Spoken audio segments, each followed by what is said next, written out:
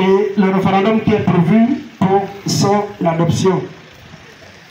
Avant de parler de ce sujet, je voudrais également dire merci du 6e arrondissement en faveur du oui qui a bien voulu se joindre à nous pour cette causerie. On applaudit pour la directrice adjointe. Je vous le disais donc, je suis Ali Eyege. Je suis député de la transition, résident dans le 6e arrondissement.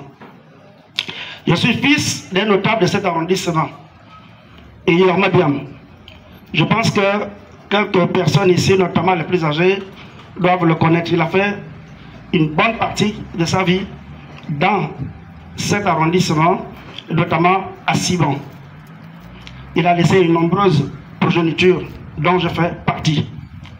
Je suis donc ici, ce soir, depuis que j'ai commencé ces causeries. Ici, je peux dire que je joue à domicile, je suis chez moi.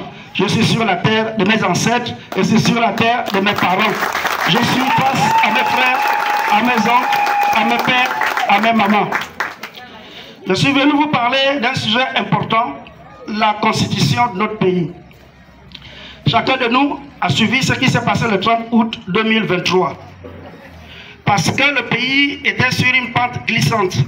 Parce que le pays était pratiquement dans le chaos. Nos forces de défense et de sécurité sont sorties de leur caserne pour prendre le pouvoir et renverser le régime qui était en place.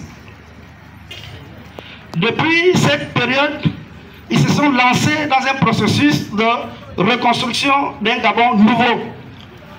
Un Gabon vidé de toutes les tares, de tous les vices et de tous les défauts que nous avons tous observés au cours de ces dernières années.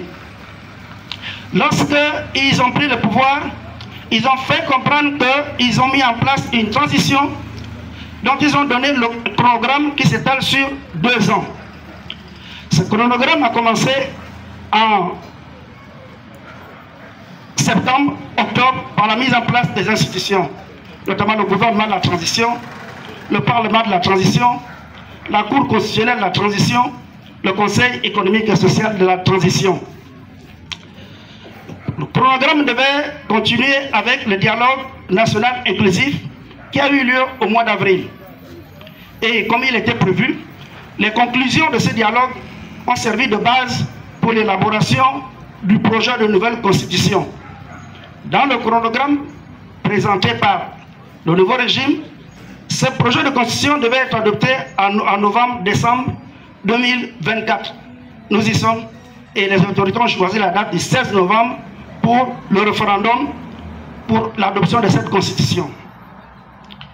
Après le référendum, au début de l'année 2025, normalement on devrait avoir la nouvelle carte électorale pour préparer les futures élections qui commenceront donc par les élections présidentielles en août 2025. Voilà le programme que les autorités ont soumis à la fois à la population et aussi aux partenaires extérieurs. Comme je n'arrête pas de le dire, le Gabon ne vit pas en vase clos, vit avec ses pays voisins, avec la communauté internationale. C'est parce que la situation du Gabon était connue de l'extérieur. Aucune alternative, aucune alternance n'était possible dans ce pays par la voie des urnes. Les autorités qui ont pris le pouvoir le 30 août 2023 l'ont bien expliqué et ont dès le départ donné les gages pour une transition rapide, ordonnée sur 2 ans. Et c'est sur la base de ces gages-là que, comme vous l'avez constaté, le Gabon, contrairement à d'autres pays qui ont connu également des ruptures de l'ordre constitutionnel, le Gabon n'a eu que des condamnations de principe. Vous avez vu les lourdes sanctions qu'ont touché certains autres pays tels que le Burkina, le Niger ou le Mali, pour ne citer que ceux-là. Donc, on nous a fait confiance. Nous voulons montrer à la fois à la population et aussi à l'extérieur que nous méritons cette confiance-là. Nous devons rester dans le cadre du chronogramme que nous avons défini. Et l'étape actuelle de ce chronogramme, c'est la Constitution. La Constitution, c'est l'élément clé de cette transition. Sans nouvelle Constitution, nous ne sortons pas de la transition, avec les conséquences que l'on peut imaginer.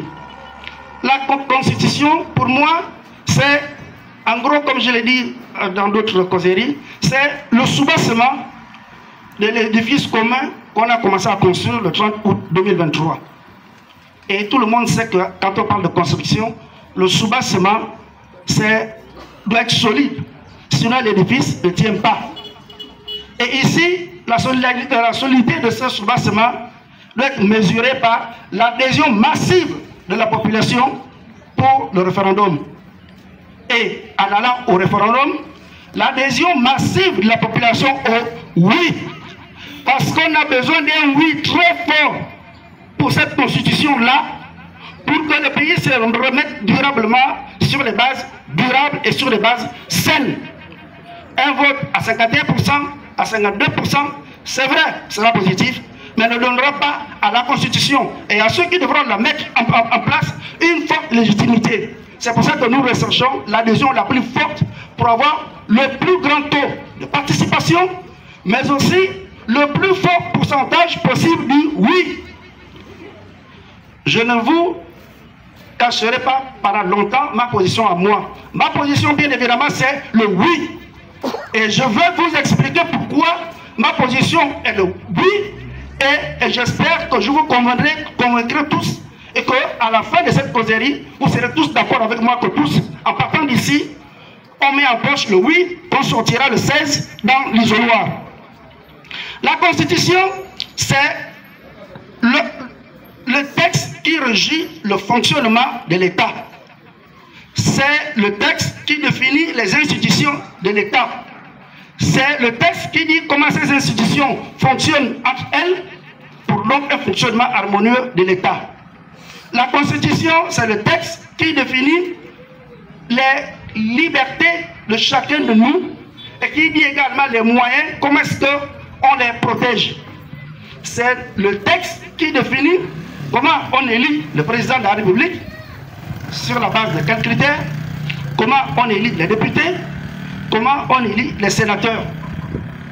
C'est la Constitution qui fixe toutes ces situations-là qui permettent le bon fonctionnement de l'État et donc le vivre ensemble à l'intérieur des frontières nationales. Est-ce que, en les disant comme ça, tout le monde comprend un peu mieux ce que c'est la Constitution? Je ne vous ai pas entendu. Oui. Si on est donc d'accord avec l'importance de ce document-là, on doit donc être prêt à aller voter. Maintenant, en allant voter, je ne sais pas si tout le monde ici a eu le temps de lire la Constitution. Elle contient quand même, comme je n'arrête pas de le dire, le préambule, plus 173 articles. C'est long et ça fait une cinquantaine de pages. Je sais que certains l'ont peut-être lu, d'autres ne l'ont pas lu. Certains en ont entendu parler lors des différentes émissions. Mais moi, je vais vous simplifier la tâche. J'ai pris sur moi la responsabilité de lire l'ensemble du document. J'en ai relevé les principaux points et je vais vous les présenter. Dans cette constitution-là, on parle dans le préambule, la référence à Dieu et à nos valeurs culturelles et traditionnelles. C'est très important. L'Africain est pratiquement le seul être dans ce monde-là qui ne fait rien selon ses propres cultures, selon ses propres traditions qu'il a délaissées. Nous mangeons comme les autres, plus loin, nous nous habillons comme les autres, à l'extérieur. Notre façon de parler, la langue, c'est pour communiquer, c'est la langue des autres. On a délaissé nos traditions et nos cultures. C'est en partie la raison de l'échec de l'homme et plus globalement du pays. La Constitution a pour but d'essayer de remettre nos valeurs traditionnelles, nos valeurs culturelles à la page. Et dans ce cadre-là, lorsque vous lisez le préambule, dès la première ligne, il est écrit « Le peuple gabonais, conscient de sa responsabilité devant Dieu, ses ancêtres et l'histoire. » Devant Dieu, parce que nous ne pouvons rien faire sans nous remettre à Dieu.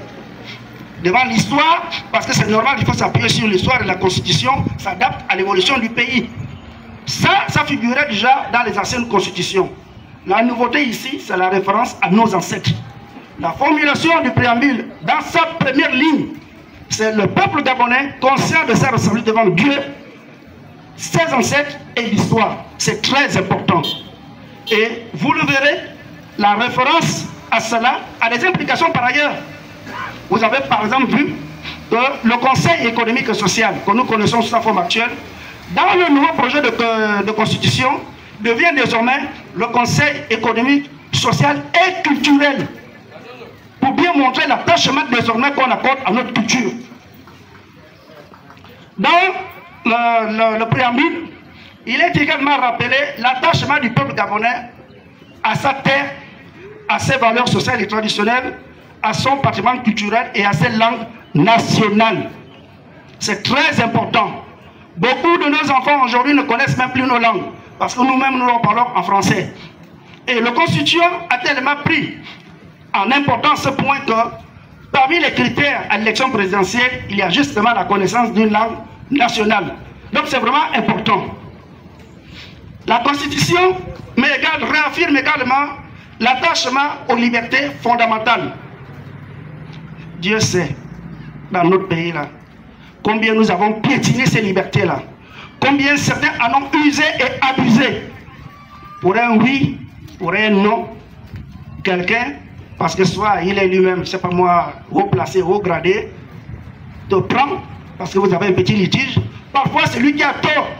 Abusant de cette piste de haut, te prend, t'amènes au commissariat, t'amènes à la gendarmerie, et on t'oublie là-bas.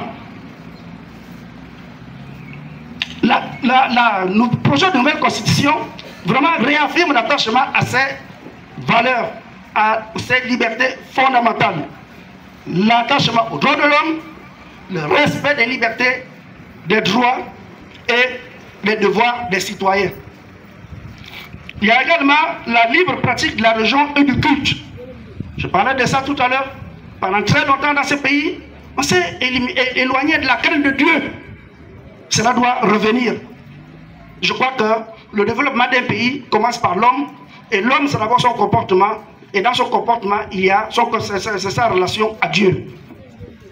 Il y a également la liberté d'expression, très bafouée ces derniers temps, et également la liberté de création d'entreprises, d'associations, de partis et de syndicats. C'est la base au niveau des libertés fondamentales. Mais cette base-là, nous-mêmes, on s'en est éloigné.